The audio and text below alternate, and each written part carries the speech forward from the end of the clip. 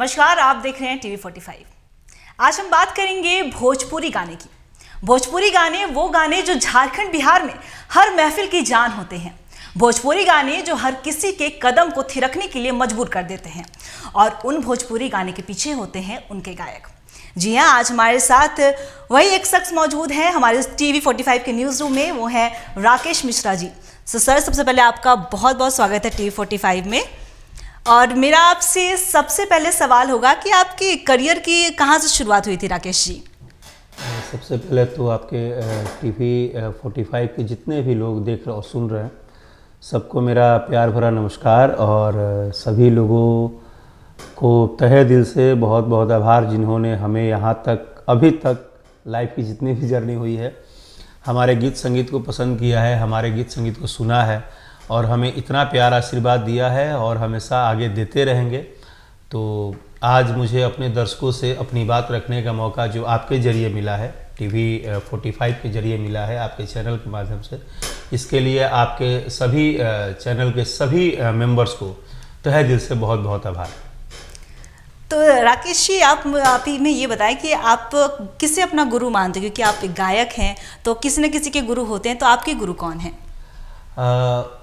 मैं जब अपने करियर का शुरुआत किया था तो मेरे जो गुरु थे, मतलब मेरी गुरु थी, वो साक्षात सरस्वती माता थी। क्योंकि मुझे लगता है कि मैंने कोई भी ऐसा कॉन्फिडेंसली किसी जगह जाके कोई चीज़ें बेसिकली नहीं किया था। क्योंकि हम जहाँ से आते हैं, जिस जगह से आते हैं, वहाँ पहले इतनी सुविधाएं नहीं थी। लेकिन उसके बाद बहुत ही बड़े गायक हैं हमारे इंडस्ट्री में, श्री विष्णु ओझा जी, तो जिनको मैंने बहुत उनका गाना सुनता था, तो मैंने उनको बस मान लिया। तो उसके बाद बस एक संगीत का जो सफ़र था वो स्टार्ट चल दिया। राकेश जी, बचपन आखिर आपका कैसा बीता? मतलब क्या आप शुरू से ही एक गायक बनना चाहते थे, या फिर कहते हैं कि बच्चे डॉक्टर बनना चाहते हैं, इंजीनियर बनना चाहते हैं, पायलट बनना चाहते हैं, तो क्या आपके मन में भी कभी ऐसी ख्वाहिश आई? नहीं, मुझे ये तो पहले जो बात है कि कोई भी चीज़ पहले करना, वो आप उस उम्र में नहीं कर पाते हो। क्योंकि बहुत क्लियर है कि आप 7 साल, 8 साल, 10 साल की उम्र में बहुत सारी चीज़ नहीं सोच सकते हो। आप कुछ भी बनने के लिए कम से कम जब हम 10th पास करते हैं या 11 करते हैं, तब हम कुछ प्लान करते हैं। बट आई नो कि संगीत जिस उम्र में मुझे टच किया, वो उम्र बिल्कुल ही अलग था। मतलब 6 या 7th क्लास में मैं था, तो वहाँ पे संगीत टच कर गया। तो इसलिए उसके बाद क्या बनना है, क्या नहीं बनना है, वो सब मैटर ही ख़त्म हो गया। मैटर क्या है कि जिसको आना था, जिसको बनना था, उसने, ऊपर वाले ने मेरे अंदर शायद दे दिया, या जो भी उनकी कृपा थी। मतलब कह सकते हैं कि संगीत ने आपका पीछा नहीं छोड़ा और आपको उस जड़ से जोड़ा रखा कि मुझे आखिर सिंगर ही बनना है। नहीं, पीछा नहीं। संगीत जब मुझे मेरे अंदर आया, तो उसके बाद मैंने कुछ नहीं सोचा। जैसे एक होता है ना कि कॉन्फिडेंस लेवल एक ऐसा रहा कि अब जो आया वही जीवन है। अब उसके बाद मैंने ये भी नहीं सोचा कि जिस लाइन में हम जा रहे हैं, ये लाइन कैसा होगा, कितनी बड़ी दुनिया है, ये सब कुछ नहीं पता था। जिस टाइम संगीत आया था मेरे अंदर, उस टाइम तो हमको पता ही नहीं था। हमारे पास तो एक छोटी सी गांव की दुनिया थी, जिस गांव के मंदिर पे जाते थे, शाम को हर कीर्तन गाते थे। और उसके बाद ये नहीं पता था कि ये पूरा वर्ल्ड लेवल का एक समुद्र है, बहुत बड़ा समुद्र है, जहाँ पे एक से एक कंपटीशन होगी, एक से एक चीज़ें होगी। और मुझे लगता है कि आई नो पिछले 17-18 साल की जर्नी में मैं संगीत के अलावा कुछ सोचा ही नहीं, मुझे लगता है। राकेश जी, अगर थोड़ा हट के बात करें, तो झारखंड, बिहार, यूपी के इतर अगर हम देखें तो भोजपुरी गाने को लेकर एक अवधारणा लोगों के मन में बन गई है कि भोजपुरी गाने मतलब वल्गरिटी, अश्लीलता हो गए, या फिर कह सकते हैं कि इसका आखिर भविष्य, वर्तमान और भविष्य आखिर इसका कैसा होगा? नहीं, मेरा मानना है कि आप देखो, धारणाएं जो है वो एक लॉजिकल चीज़ है। आप जहाँ जैसे धारणा बनाओगे, धारणा आपको अपने तरह से लेके जाती है। मैं मानता हूँ कि संगीत एक इंटरटेनमेंट पार्ट है जी। आप इसको कहीं जोड़ देना, कहीं बात रख देना, वो अपनी अपनी विचारधारा है। संगीत इस दुनिया में हर व्यक्ति के लिए दो ही चीज़ करता है, सैड गाते हो तो सैड मूड में होता है, खुशी में गाते हो खुशी में। संगीत का अलग अलग जरिया है, आप जैसा महसूस करोगे, जिस तरह से सोचोगे, संगीत आपको वैसा महसूस होता है। कह सकते हैं काइंड ऑफ थेरेपी भी हो हाँ, सकती है। मैं संगीत को हमेशा एक वैसा पार्ट मानता हूँ कि संगीत एक फीलिंग है, और आप जैसा फील करोगे, जो आपको लगेगा, आपको, आप देख लो, कोई आदमी पार्टी होता है, शादी होती है तो डीजे गाना बजा के डांस करता है, और तुरंत कहीं दिल टूटता है तो फिर वो सैड सॉन्ग सुनने लगता है। तो संगीत क्या है, एक जैसे हम बोलते हैं ना, नस में सुई, नस में सुई जाता है, उसी तरह संगीत इस दुनिया के हर व्यक्ति के लिए बहुत जरूरी है, क्योंकि म्यूजिकल लाइफ होना बहुत जरूरी है, क्योंकि लाइफ में बहुत सारे स्ट्रेस है, बहुत सारी चीज़ें हैं। और हम कौन है, हमारा काम सिर्फ क्या है, हमारा काम है इंटरटेन करना। हम आर्टिस्ट हैं, हम चाहे संगीत से जुड़े हों, सिनेमा से जुड़े हों, हमारा काम हर व्यक्ति को इंटरटेन करना है, क्योंकि वो व्यक्ति अपने 24 घंटा के टाइम से निकाल के आधे घंटे, 10 मिनट, 15 मिनट जो हमारे गाने सुनता है, या हमारी चीज़ें सुनता है, या हमारी बात सुनता है, तो हमारा काम है इंटरटेन करना। तो इंटरटेनमेंट के अंदर 1000 तरह की चीज़ें आती हैं, जैसे हाई प्रोफाइल पे हर तरह की बात होती है। तो इसलिए मैं कभी इन सब चीज़ों पे ध्यान नहीं देता हूँ। मुझे लगता है संगीत को संगीत की तरफ पिरोइए और संगीत पे खूब मेहनत कीजिए। बिल्कुल आपने सही बात कहा राकेश जी कि संगीत में पिरोइए और संगीत पे फोकस करिए। लेकिन आखिर ये जो भोजपुरी लाइमलाइट की अगर बात कर ले, तो भोजपुरी में हमेशा इसे अश्लीलता के तौर पे ही आजकल युवा की भी सोच जो है वो ऐसी वो हो गई, धारणा बन गई है। तो आप उन युवाओं को क्या संदेश देना चाहेंगे कि आखिर भोजपुरी इंडस्ट्री आखिर ऐसा क्यों बनता जा रहा है? नहीं, मैं इस चीज़ को आपके चैनल के माध्यम से बोल रहा हूँ कि मैं हमेशा डिनाई करता हूँ, क्योंकि किसी चीज़ को बोल देना वो काफ़ी नहीं है। वो तो बोल देना है, एक शब्द में आप बोल दोगे, लेकिन उसकी क्वालिटी को समझना और नहीं समझना वो आपके ऊपर डिपेंड करता है। आप जिस भोजपुरी भाषा को बोल रहे हो, तो चलो ठीक है, आप बॉलीवुड में चले जाओ, तो उसके अपेक्षाकृत तो भोजपुरी कुछ भी नहीं है। अगर आप वहाँ का ड्रेसअप सेंस देख लोगे, ड्रेसिंग सेंस देख लोगे, वहाँ के सीन देख लोगे, फिल्में देख लोगे, तो फिर तो आपको ये डाउट होगा कि अरे तब तो हमारा भोजपुरी बहुत अच्छा है। बात ये नहीं है, किसी भी बॉलीवुड हो, हॉलीवुड हो, टॉलीवुड हो, गीत हो, संगीत हो, मैंने क्या बोला, सोच, आप कैसा सोचते हो। भोजपुरी गीत संगीत जो है, आप इसकी जितनी इस पे फोकस करते हो कि लोग ऐसे बोलते हैं, उतना ये भी तो फोकस करके बताओ कि भोजपुरी में आज 10-10 लाख के गाने बन रहे हैं, 20-20 लाख के गाने शूट हो रहे हैं। आज भोजपुरी संगीत एक उस लेवल पे है कि आप इंडिया रहो या इंडिया से बाहर रहो, भाषा भोजपुरी आपको सुनाई देना ही देना है। शादी चाहे किसी की हो, बजेगा तो भोजपुरी ही गाना।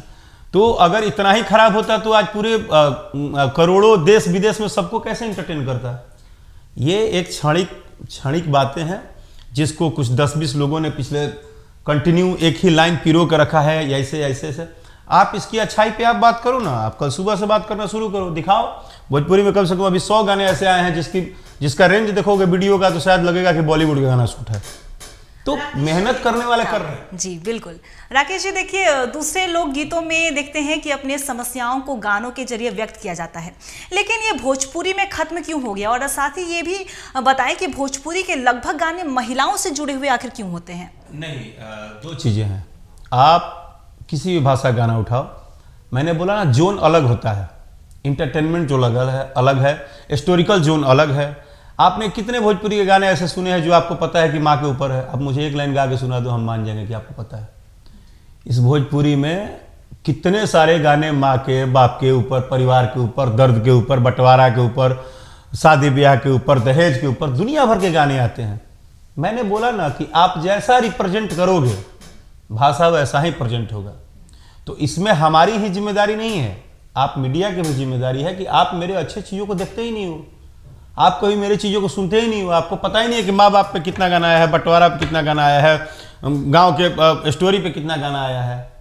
मैंने खुद ऐसे गाने बहुत सारे गाए जो आपको पता भी नहीं होगा, क्योंकि रीजन क्या है कि उन चीज़ों के बात करने वाले लोग कम हैं।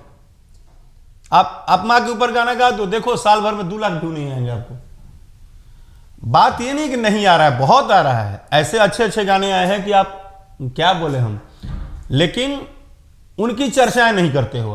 आप सिर्फ किस बात की चर्चा करते हो?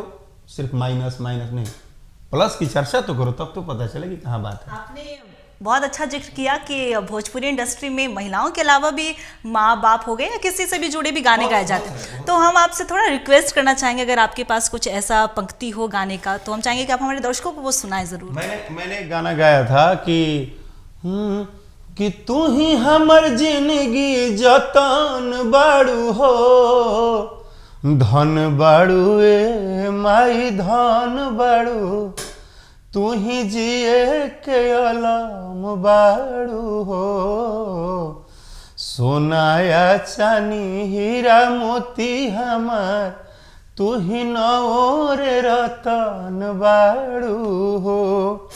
उसका पहला लाइन था कि कैसे भुलाई जाइए माई तोरे ये तना दुलार, गोदी में सुताई के उठाई के दिलुआ तना तू प्यार, कि तू ही हमर जिंदगी जतन बाड़ू हो, धन बाड़ू ए माई धन बाड़ू, हमर जिए के अलम बाड़ू हो। बहुत खूब राकेश जी, आपकी आवाज़ सच में बहुत ही बढ़िया है। लेकिन राकेश जी, जैसे जैसे समय बीता जा रहा है तो मैं थोड़ा जिक्र करते हैं भोजपुरी के शेक्सपियर यानी कि भिखारी ठाकुर के बारे में। तो क्या भोजपुरी इंडस्ट्री आज भी भिखारी ठाकुर के विरासत को जिंदा रखते हैं, या फिर कहीं ना कहीं कॉमर्शलाइजेशन जो कहते हैं उसको, उसके चक्कर में अपनी संस्कृति को ताक पर तो नहीं रख दिया है? नहीं, देखिए दो चीज़ें हैं। आप किसी को याद रखते हो, उसकी रिस्पेक्ट करते हो, लेकिन एक बात कभी मत भूलिए कि आप 1990 को 2023 में नहीं ला सकते हो।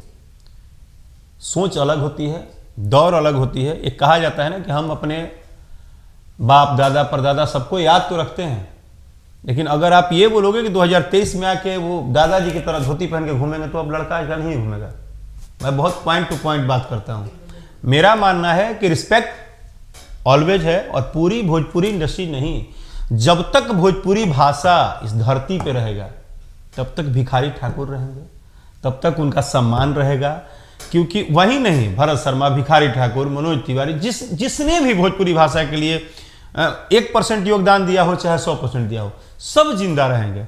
लेकिन सबसे बड़ी चीज़ है कि हर दौर के बाद एक दौर आता है। आज हम एक अलग सदी में जी रहे हैं, आज एक अलग जगह पे जी रहे हैं, आज का दौर अलग है। तो गीत संगीत हम आज के दौर के हिसाब से भले कर रहे हैं, लेकिन मान सम्मान हमेशा रहेगा और वो हटा ही नहीं सकते हुआ। तो अब जब भिखारी ठाकुर के बारे में चर्चा हुई है तो उनके सम्मान में गानों की कुछ पंक्तियां हो जरा कैसी? मुझे एक गाना बहुत पसंद है जो कि मैं हमेशा कभी कभी गाता भी हूँ। उनका एक लाइन था, मैं सुना था, क्योंकि वो तो खैर उनके आसपास पहुँचना और उनके जैसा बनना, या उनके, हम लोग तो बस यही कहेंगे कि हम सौभाग्यशाली हैं कि वो हमारे भाषा को रिप्रेजेंट करते थे। एक लाइन था कि बबुआ बबुआ हो बबुआ, कि बबुआ बबुआ हो बबुआ, कि बबुआ, कि बबुआ नीमन ना हो गिरला के गिरावे के, मुआला के मुआवे के ना। ये लाइन मुझे बहुत पसंद है। हम नहीं गाना चाहते क्योंकि हम भावुक हो जाते हैं। वो सब थॉट था, वो सब बातें थी। राकेश जी, आप इतना खूबसूरत गाते हैं, तो आखिर बचपन में आप किसे सुना करते थे? मतलब बचपन से आज तक आपके लिए भोजपुरी स्टार आखिर कौन रहे हैं? मैं पहले भी आपको बोला कि मैं कभी ये सोच के, क्योंकि दो चीज़ें होता, मैं सुनता तब जब मुझे रियली में एहसास होता कि मुझे गायक बनना है। बट जब प्राकृत का आशीर्वाद होता है ना, तो फिर आप कोई चीज़ कर नहीं सकते हो। तो मुझे लगता है कि संगीत मुझे प्राकृत ने दिया, सरस्वती ने दिया, ईश्वर ने दिया, श्रीमन नारायण ने दिया। तो इसलिए उसमें मुझे सुनना नहीं पड़ा कि हम किसको सुनेंगे तो हम गायक बनेंगे, क्योंकि जो कुछ भी मुझे मिला है वो बस उन्होंने दिया है। क्योंकि मैं खुद जानता हूँ ना अपने बारे में। मैं जिस गांव से था, जिस जगह से था, वहाँ कोई सुविधा नहीं, कोई संगीत का मैटर नहीं, कोई बात नहीं। फैमिली में 7 पुश्त तक कोई संगीत से नहीं जुड़ा था। तो ऐसे जगह पे एक बंदा आके और करने लगे, ऐसा तो होगा नहीं। तो इसमें दो ही बात होगा, या तो उनकी कृपा होगी या तो जबरदस्ती करना पड़ेगा। तो मुझे लगता है कि उनकी कृपा होगी। बिल्कुल ऐसा ही कहा, ऊपर वाले की कृपा आप पे सच में। आपकी आवाज़ इतनी अच्छी, इतना खूबसूरत आप गाते हैं, तो कह सकते हैं कि गायकी बिल्कुल आप पे सूट करती है राकेश जी। तो ऐसे तो समय की पाबंदी के कारण कई बातें आज आपसे अधूरी रह गई है, हम आपसे फिर ज़रूर मिलेंगे, लेकिन जो बातें अधूरी रह गई उनको पूरा करेंगे। लेकिन इतनी आसानी से भी आपको हम नहीं जाने देंगे राकेश जी। हम चाहेंगे कि गाना तो आपको सुनाना ही होगा हमारे दर्शकों को, तो कुछ चाहेंगे आप अपने गानों की पंक्तियाँ हमारे दर्शकों को सुनाएं। मैं जैसे एक गाना भी बहुत आपको पता होगा 1-1.5 साल पहले बहुत ज़्यादा वायरल हुआ था, ए राजा तनी जाई न बहरिया। वो गाना बहुत बहुत बजा था हर शादी में, हर जगह। तो उसको खैर वो एंटरटेनमेंट के जोन से है, तो उसको या एक गाना और बहुत चर्चा में था, उसका लाइन था कि बेरी बेरी छुआ तनी हई का, हर बेरी बेरी कहा तनी हई का, ए राजा तू ता जवान हम लइका, ए राजा तू ता जवान हम लइका, कि कन बलिया उठल लिया अभी बाटे नया नया, जनी बोली तनी डोली रौरा बानी नाम बेहाया, हर कच बाजवानी हमर भाई का, हाँ कच बाजवानी हमर भाई का, ए राजा तू ता जवान हम लइका। क्या बात है राकेश जी, आपने तो हमारे टीवी 45 के न्यूज़ रूम की पूरी महफिल ही बना दी है, सजा दी है कह सकते हैं। राकेश जी, हम आपसे एक आखिरी बात कहेंगे कि हम चाहेंगे कि आप टीवी 45 के तमाम दर्शकों को नव वर्ष की शुभकामनाएं दें। टीवी 45 के जितने भी दर्शक हैं, आप लोगों को आने वाले नए साल की ढेर सारी शुभकामनाएं, और माँ वैष्णो देवी और श्रीमन नारायण की कृपा से आप सब लोग खुशहाल हों, आपके घर में खुशहाली रहे, आपके जीवन में तरक्की हो, और आने वाले 2024 में टीवी 45 ना टीवी 45 अपने आप में एक ब्रांड हो, बहुत बड़ा ब्रांड हो, ब्रांड तो है ही। और इनके जितने भी दर्शक आप जुड़े हैं, देख रहे हैं, मैं चाहूँगा कि आप लोग और संख्या में जुड़िए, और इस चैनल को आप डिश के हर एक जो प्लेटफॉर्म है वहाँ डिश टीवी से लेके और जितने भी जगह, हाँ TTH से लेके हर जगह आप देख सकते हैं, सुन सकते हैं। और सभी लोगों को बहुत बहुत शुभकामनाएं, और मुझ पे थोड़ा बहुत प्यार जैसे बरसाते हैं, हमेशा बरसाते रहिएगा। और एक कलाकार होने के नाते, आपके परिवार के सदस्य होने के नाते, जाने अनजाने में अगर कभी भी हमसे कोई भी त्रुटि होती होगी तो मुझे क्षमा भी कीजिएगा। राकेश जी, आपका बहुत बहुत शुक्रिया हमारे साथ जुड़ने के लिए और हमारे तमाम दर्शकों को नववर्ष की शुभकामनाएं देने के लिए। तो ये थे हमारे साथ राकेश मिश्रा जी, जो कि भोजपुरी के जाने माने और काफ़ी प्रसिद्ध गायक हैं, जिन्होंने आपको अपने गानों से लुभाया है और आगे भी हम चाहेंगे कि आप लुभाते रहें।